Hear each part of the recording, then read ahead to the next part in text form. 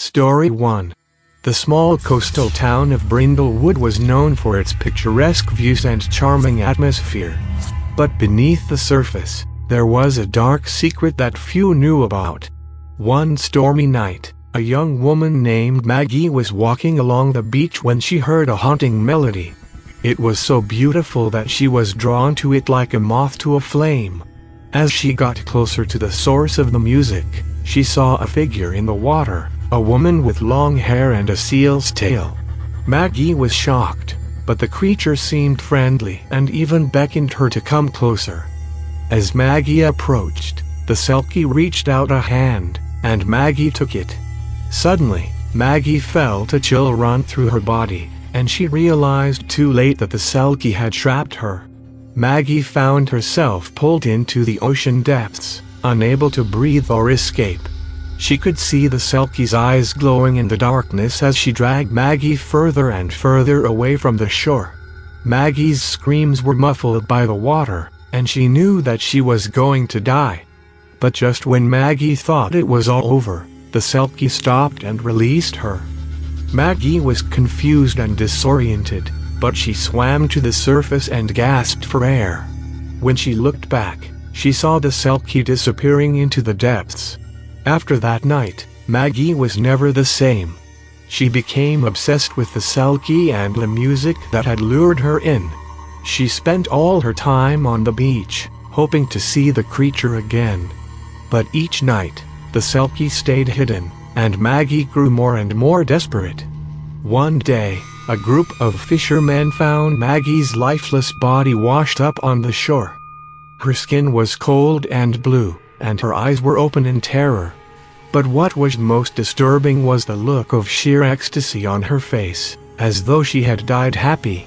The townspeople whispered about the selkie and how she had lured Maggie to her death. They said that the selkie was a vengeful creature, angry at humans for polluting her ocean home. And they warned that anyone who heard her music would be doomed to the same fate as Maggie. Story 2. The night was dark and silent, and Emily was exhausted from taking care of her newborn baby. She sat in her rocking chair, trying to soothe the crying infant in her arms. But no matter what she did, the baby wouldn't stop screaming. As the hours ticked by, Emily grew more and more anxious. She had tried everything she could think of, but the baby's cries only grew louder and more piercing. She couldn't take it anymore.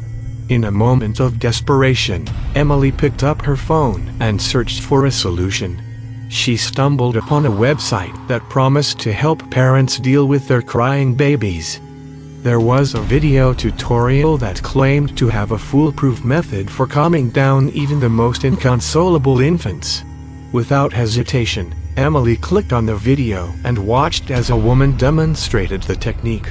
She was supposed to gently stroke the baby's forehead and sing a lullaby until the child fell asleep. Emily was skeptical but willing to try anything to make the crying stop. She took a deep breath and began stroking her baby's forehead while softly singing a lullaby. At first, the baby's cries only grew louder, but then something strange started to happen.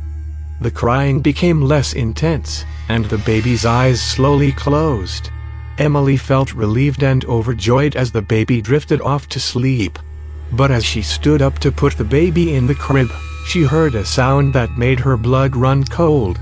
It was a soft, sinister whisper that seemed to come from nowhere. "Good night, Emily." Emily froze in terror, unable to move or speak. She had no idea where the voice was coming from or what it wanted. She could feel the hairs on the back of her neck stand up as the whisper grew louder and more menacing.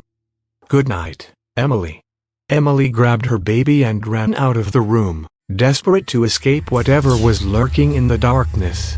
But as she reached the door, she heard a loud thud behind her. She turned around and saw a figure standing in the doorway, watching her with empty eyes. It was a woman, or at least it looked like a woman. But there was something off about her.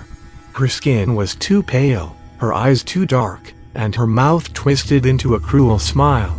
"Good night, Emily," the woman said. before disappearing into the darkness. Emily ran out of the house, still clutching her baby, and never looked back. She never found out what happened that night or who the mysterious woman was. But she knew that she would never forget the sound of her baby's screams or the voice that whispered in her ear. Story 3. It was a warm summer day in the small town of Graceville, and the streets were alive with the sound of children playing and birds chirping. But there was one house on the outskirts of town that stood out from the rest.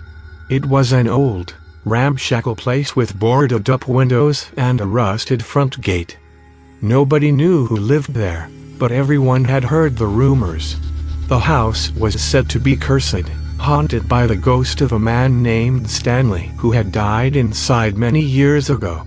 They said he was a recluse who never left the house, and that he had been driven insane by the voices in his head. Some even claimed to have seen his ghostly figure staring out of the upstairs window late at night. But for the most part, the people of Graceville tried to ignore the house and the rumors that surrounded it.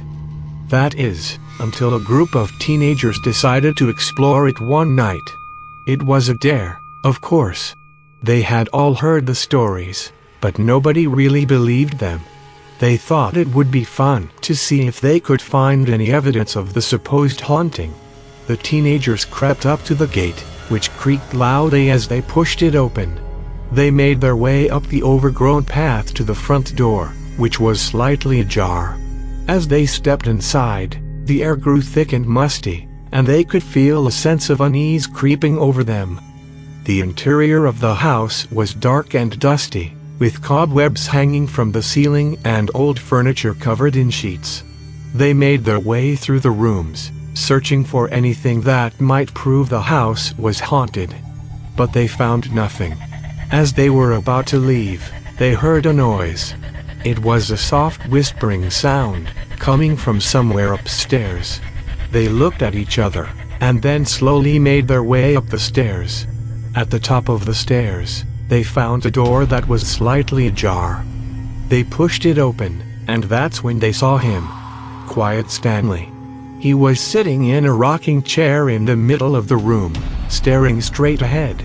He was wearing an old-fashioned suit and hat, and his face was frozen in a twisted grimace. The teenagers were frozen in fear, unable to move or speak. They watched as Stanley slowly turned his head towards them, his eyes boring into theirs.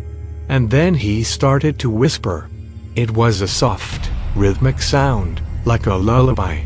But there was something sinister about it, something that made their skin crawl. They tried to back away, but they couldn't. They were trapped, held in place by Stanley's hypnotic voice.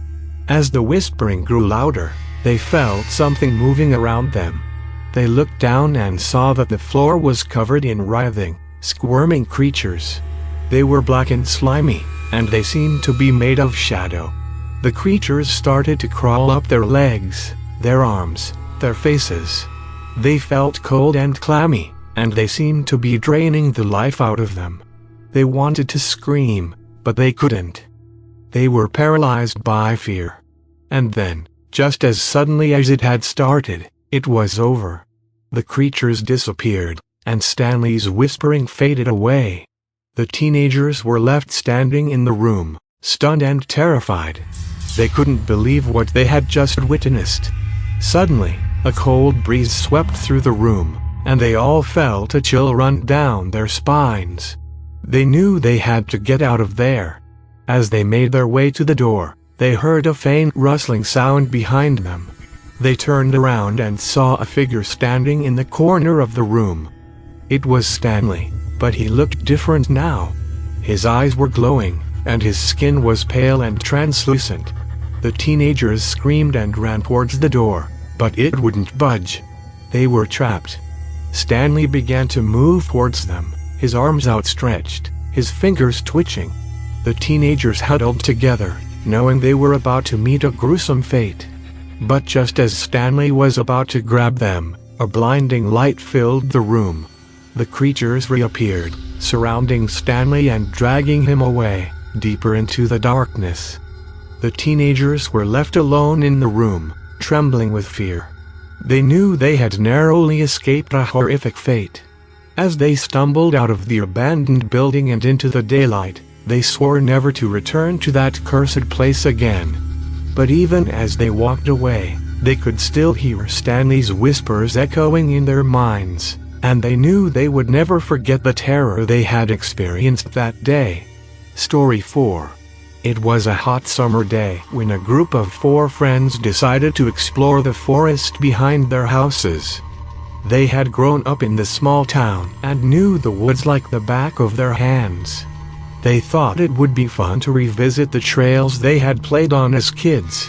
As they wandered deeper into the forest, they noticed something strange. There were anthills everywhere, and they seemed to be getting bigger and bigger. They shrugged it off and continued on their hike, not realizing the danger that lay ahead. Soon, the group stumbled upon a clearing they had never seen before. In the center of the clearing stood a massive anthill, easily the size of a small house. The ants were swarming around it, crawling up and down its sides. The friends were fascinated by the sight, and decided to take a closer look. But as they approached, they began to feel uneasy. The ants were moving in a strange, almost organized manner, as if they were working towards some unknown goal. One of the friends, a girl named Ashley, reached out to touch the anthill. As soon as her finger touched the surface, the ants swarmed her hand, biting and stinging her mercilessly. She screamed in pain, and the others quickly pulled her away. But it was too late. The ants had already begun their work. Over the next few days, Ashley's hand started to change. It grew larger and darker, and strange bumps appeared all over it. She tried to ignore it, but the pain was too much to bear. As the days went by, the other friends began to notice changes in their own bodies.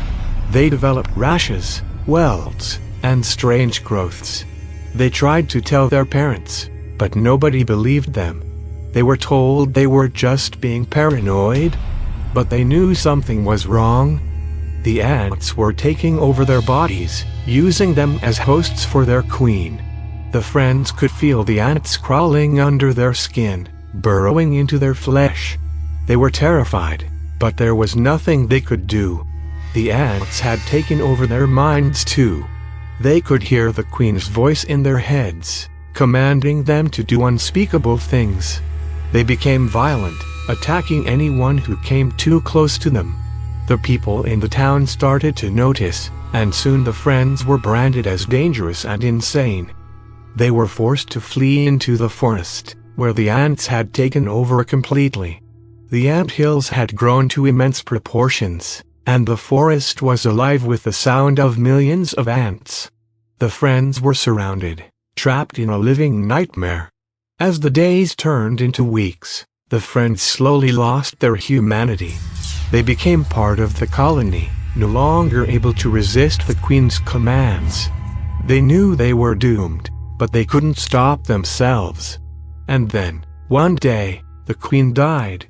The friends were suddenly free, but at what cost?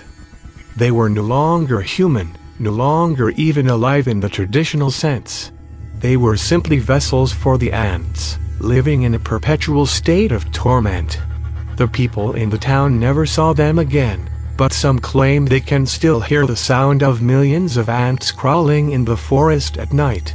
And they know that the friends are still out there, waiting for their next victim. There, waiting for their next victim. There, waiting.